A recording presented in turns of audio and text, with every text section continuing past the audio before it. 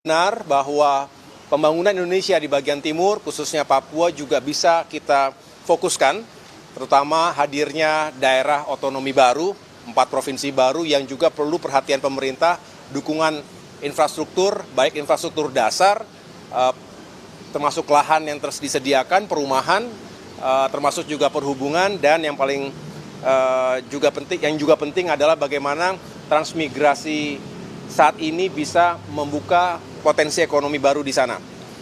Yang berikutnya terkait dengan Kementerian ATR BPN, kami juga memetakan apa saja yang menjadi isu dalam tata ruang sekaligus juga pengelolaan lahan di Indonesia. Kita tahu berbagai kepentingan, baik itu lahan hunian, lahan industri, dan lahan perkebunan, termasuk juga yang harus tetap dijaga agar keseimbangan alam tetap terjadi, dan disinilah kompleksitas sekaligus tantangan bagi Kementerian ATR BPN.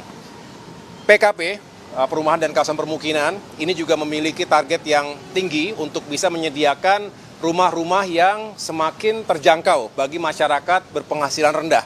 Kita ingin melakukan pembangunan 3 juta rumah dan harapannya dengan skema yang berpihak pada rakyat kecil, termasuk dukungan dari berbagai pihak, karena tentu Kementerian PKP tidak bisa bekerja sendirian, termasuk hadirnya Kementerian Dalam Negeri tadi, Mendagri, untuk memastikan pemerintah daerah juga dalam satu frekuensi yang sama, menghadirkan rumah-rumah rakyat, mengentaskan permasalahan backlog perumahan, sekaligus menghadirkan perumahan yang semakin layak huni bagi rakyat kita.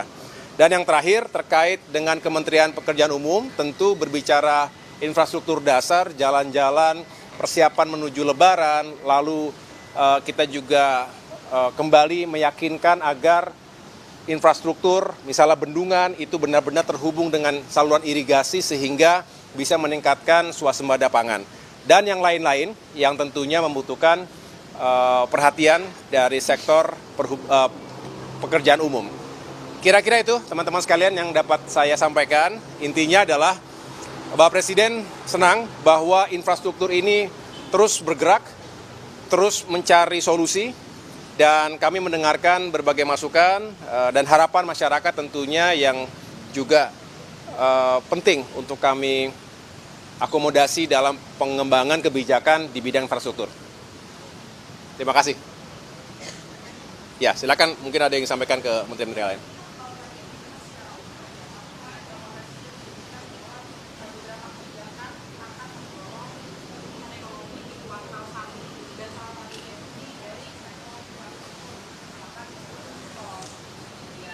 Apa? Oh.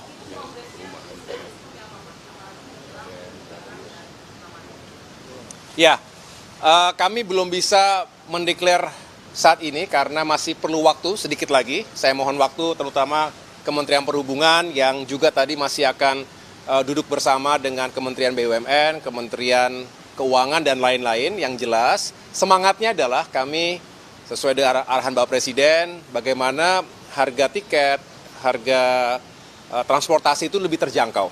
Dan di sini kita menunjukkan bahwa pemerintah berpihak pada masyarakat di saat yang memang sangat dibutuhkan. Kita ingin juga menghadirkan kebijakan-kebijakan seperti tadi. Nah, Nataru yang lalu juga sebagai bentuk bahwa walaupun dalam masa pemerintahan yang baru beberapa minggu saja, tapi kami berupaya yang terbaik. Oleh karena itu, kami sedang merumuskan, menuntaskan segala koordinasi karena semua harus dihitung dengan tepat, dengan cermat, dan pada saatnya akan kami umumkan kepada masyarakat. Kenapa? Segera. Mudah-mudahan dalam waktu dekat ini ya, saya sampaikan tadi memang kita butuh waktu, jangan terlalu mepet karena biasanya masyarakat juga sudah mulai mencari tiket itu jauh-jauh hari, 1 bulan paling tidak sebelum tanggal Lebaran. Jadi insya Allah dalam waktu dekat ini kami akan umumkan.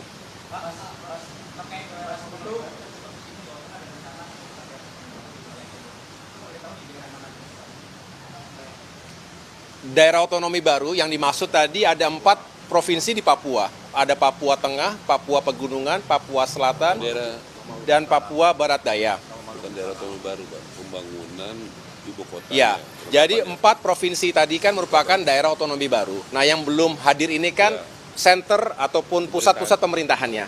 Nah, disinilah memang diharapkan pemerintah setempat, pemerintah provinsi misalnya begitu, sudah menyiapkan lahannya.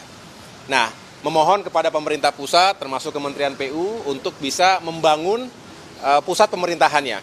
Berarti kawasan gubernurnya, kawasan DPRD-nya, dan lain sebagainya, termasuk tadi MRP ya, Majelis Rakyat Papua.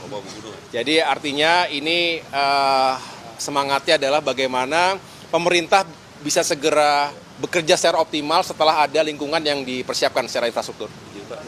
Ya.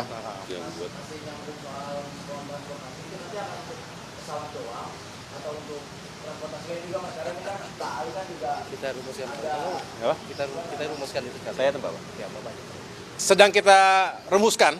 Jadi memang selalu berbicara semangatnya dulu, tapi juga kita harus hitung dengan cermat. Tetapi sekali lagi semangatnya adalah bagaimana transportasi ini semakin terjangkau, khususnya di dalam masa 2 minggu sebelum dan sesudah Lebaran. Disinilah sedang kita hitung juga, termasuk tadi selain itu kita membicarakan bagaimana menyusun strategi untuk mengurai kemacetan. Misalnya kita tahu bahwa Lebaran kali ini back to back dengan Nyepi, artinya ada blok waktu di minggu tersebut yang harus kita perhatikan. Nah, dihitung dan disimulasikan oleh Kementerian Perhubungan, hari H-min berapa harus sudah mulai diurai, agar tidak semuanya menumpuk di 2-3 hari sebelum Lebaran. Mungkin ada yang lain, silakan. Boleh sedikit. Ya, silakan. Pak Sutrono? Udah. Udah. Izin Pak Menko. Jadi yang pertama, kami diminta menginfokan kebijakan-kebijakan dan proyek-proyek yang sudah siap. Proyek yang sudah siap untuk diresmikan adalah 3 tower di Kemayoran, yang Wisma Atlet itu sudah siap diresmikan. Kemudian 7 tower sudah siap bulan April akhir, Pak Menko. Jadi total 10 tower. Kemudian juga kita diminta mengumumkan perumahan subsidi ya FLPP yang sudah dibangun, yang sedang dibangun, dan yang sudah diserahkan total per hari ini 104.000 per hari ini, ya total 104.000. Kemudian kami juga ada beberapa case yang mesti cepat diselesaikan, seperti kasus pagar di PIK, itu tidak boleh ada rumah eksklusif, jadi harus ada jalan ya di PIK 1, jalan yang kepada masyarakat, ya itu besok saya akan ke sana untuk segera mensosialisasikan itu dengan Pemda DKI, sudah ada RTDL-nya, nanti pennya penetapan lokasinya kita minta ditetapkan dan bisa segera bisa dibangun jalannya. Jadi supaya masalah-masalah ini cepat diselesaikan dengan tuntas. Juga memberikan insentif kepada rakyat kecil, yaitu yang pertama BPHTB dibuat gratis. Yang kedua PPN di bawah 2 miliar buat MBR, yaitu masyarakat berpenghasilan rendah, dibuat gratis. Yang ketiga itu PBG, persetujuan bangunan gedung, dibuat gratis buat rakyat kecil. Jadi itu hal-hal, kemudian ke depannya kami dengan di bawah arahan Pak Menko dan Pak Nusron membuat PSN, tetapi bukan proyek tapi program strategis nasional. Di sekitar 30 titik di Indonesia, tanahnya sudah kami terima dari beberapa waktu lalu dari Pak Nusron, yang ideal 7.700 hektar lebih, nanti akan bertambah, nanti di bawah itu lintas Menko dengan Pak Menko, Pak Erlangga, karena itu PSN adanya di Pak Erlangga. Saya rasa itu demikian, terima kasih. Baik, cukup.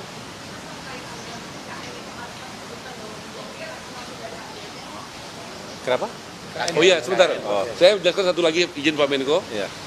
Sudah supaya jelas, dari Bank Indonesia kami sudah mendapatkan pelonggaran GWM, Giro Wajib Minimum.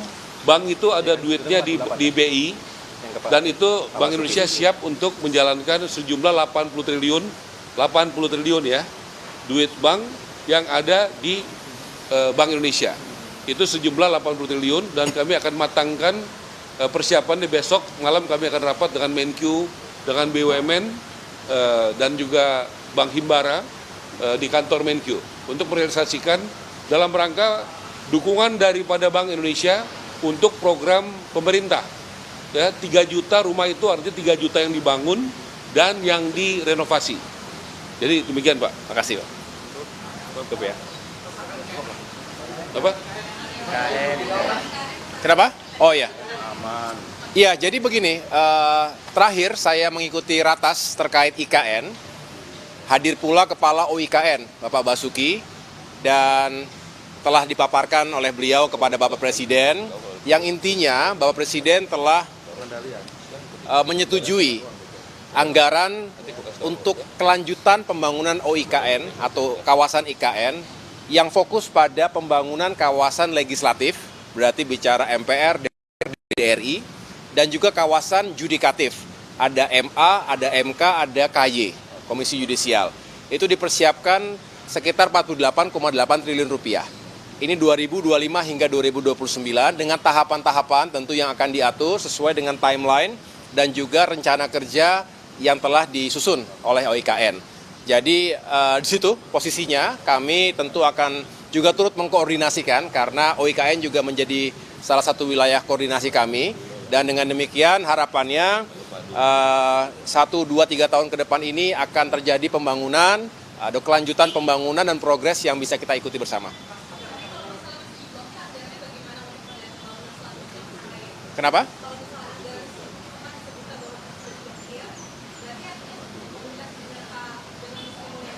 Ya, ini akan kita rampungkan ya, akan kita duduk bersama. Yang jelas pemahaman saya di situ sudah di approve dan tinggal kita yakinkan sekali lagi untuk pencairannya supaya bisa tidak mengganggu ataupun tidak menghambat progresnya. Saya cek sekali lagi ya. Makasih. Nanti saya cek sekali lagi. Tidak. Apa gimana? Pagar laut tadi sudah dijelaskan Pak Menteri ATR. Menanyakan pagar laut tadi. Udah kemarin.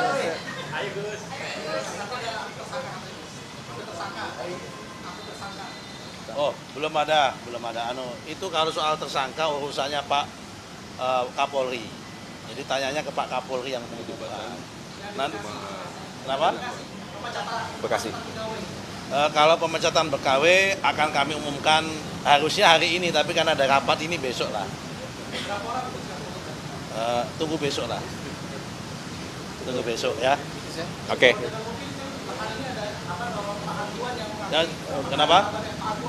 Yang mana?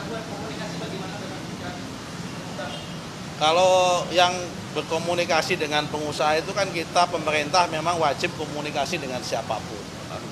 Ya kan, dengan pemerintah, dengan rakyat, dengan pengusaha, semua kita komunikasi. Tetapi dengan komunikasi itu bukan berarti kemudian kita tidak tegas. Bukan berarti kita dengan komunikasi itu tidak menegakkan aturan. Buktinya Pak Ara berteman sama Pak Aguan, besok pagarnya mau dibuka. Salah satunya contohnya begitu. Bagus. Ya? Mungkin dari ATR gimana dengan Pak Aguan? Kenapa? Pagar laut kan udah selesai. Pagar laut 193 SHGB-nya mereka sudah diserahkan kepada ATR BPN kemarin untuk dibatalkan. Yang Bekasi juga sudah diserahkan untuk dibatalkan. Yang Bekasi kan bukan punya Aguan ya, punya yang lain begitu. Kalau sanksi kan urusannya laut, Pak, bukan urusan kita. Urusan saya kan urusan penerbitan sertifikat tanah yang tidak proper. Kalau urusan kita. Buat Natalan tahun baru turunkan harga, diturunkan. Begini, kalau denda masalah pagar laut yang menentukan denda itu kan masalah denda tata ruang penggunaan laut yang nggak sesuai. Itu wilayahnya ada di Kementerian Kelautan. Kalau urusan kita itu masalah administrasi pertanahan. Kita batalkan atau tidak karena itu tidak ada wujud tanahnya gitu ya. Oke.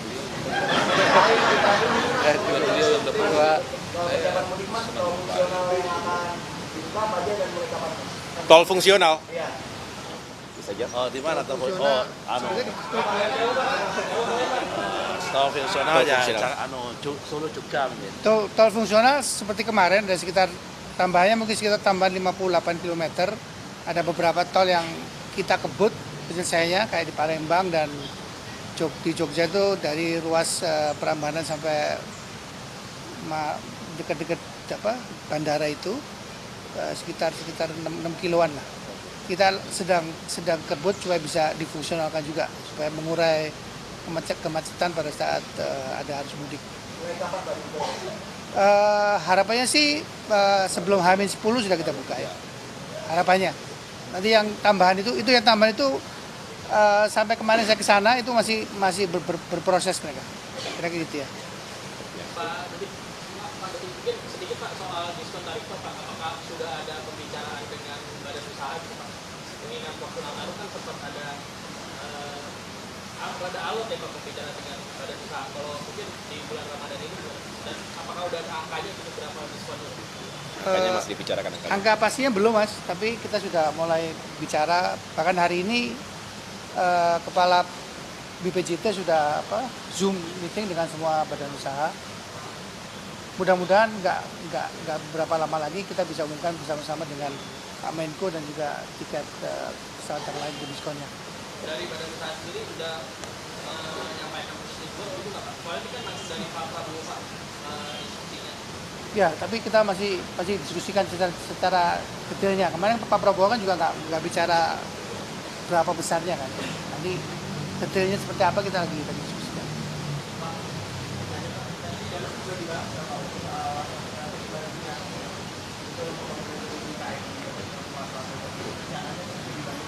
Enggak, saya tidak dibahas itu. Cukup ya teman-teman ya. Makasih. Nanti waktu lah. Download Tribun X sekarang. Menghadirkan lokal menjadi Indonesia.